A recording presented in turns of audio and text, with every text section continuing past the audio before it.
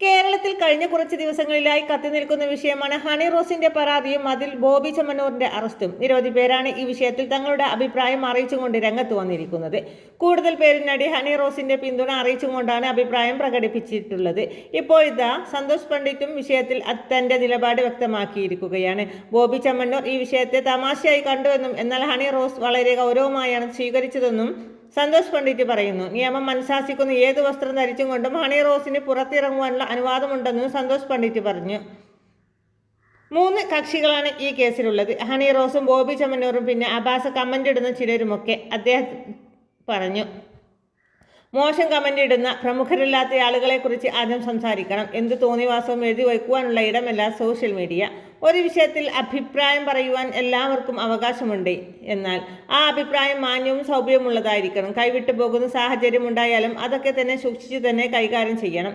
സന്തോഷ് പണ്ഡിറ്റ് പറയുന്നു, ഇത്തരം കമന്റുകൾ കൈവിട്ടു പോയാൽ ശിക്ഷ ഉറപ്പാണ്. അതിൽ നിങ്ങൾക്കെതിരെ കേസ് വന്നാൽ പെടുന്ന കാര്യവും ഉറപ്പാണ്. ഈ പ്രമുഖ കോടീശ്വരൻ തമാശ എന്ന രീതിയിൽ ഡബിൾ മീനിങ് പറയുകയും അത് അദ്ദേഹത്തിന്റെ കൂട്ടുകാരും അതേ മാനസികാവസ്ഥയുള്ള ആളുകളും നന്നായി രസിക്കുകയും ചെയ്തിട്ടുണ്ട്. സന്തോഷ് പറഞ്ഞു, കുന്തി ദേവി എന്ന് വിളിച്ചെടുത്താണ് ഇപ്പോഴത്തെ പ്രശ്നത്തിന്റെ തുടക്കം. അദ്ദേഹത്തിന്റെ മാനസികാവസ്ഥയുള്ളവർക്ക് ഇത് തമാശയായി തോന്നും, എന്നാൽ മറ്റുള്ളവർക്ക് അങ്ങനെ തോന്നണമെന്നില്ല. കുന്തി ദേവി ഒരു ചീത്ത വാക്കല്ല, പക്ഷെ അതിനും 2 വശങ്ങളുണ്ട്. ചിലർക്കൊരു അശ്ലീല വാക്കായി തോന്നുന്നതിന് കാരണവുമുണ്ടെന്നും സന്തോഷ് പണ്ഡിറ്റ് ചൂണ്ടിക്കാട്ടി.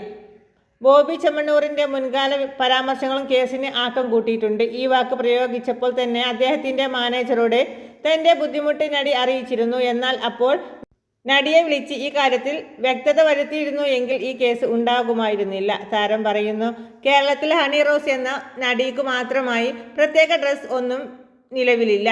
നിയമം അനുശാസിക്കുന്ന ഏത് വസ്ത്രം ധരിച്ചും അവർക്ക് പുറത്തു പോകുവാനുള്ള അവകാശമുണ്ട്. നിങ്ങൾക്ക് അത് കാണാം, കാണാതിരിക്കാം. അതൊന്നും അവരുടെ വിഷയത്തിൽപ്പെടുന്ന കാര്യമല്ല. എന്ത് കണ്ടിട്ടാണ് ഈ വിഷയത്തിൽ ഒരു ഗുണവുമില്ലാത്ത ആളുകൾ കമന്റ് ചെയ്യുന്നതെന്ന് അറിയുകയില്ല. അവർ ഒരു കാര്യം മനസ്സിലാക്കണം, അവരുടെ കയ്യിൽ കോടികളൊന്നുമില്ല, ഒപ്പം നിൽക്കാൻ ആളുകളുമില്ല. സന്തോഷ് കൂട്ടിച്ചേർത്തു. കൂടുതൽ വാർത്തകൾക്കും വിശേഷങ്ങൾക്കുമായി ചാനൽ സബ്സ്ക്രൈബ് ചെയ്യാൻ മറക്കല്ലേ.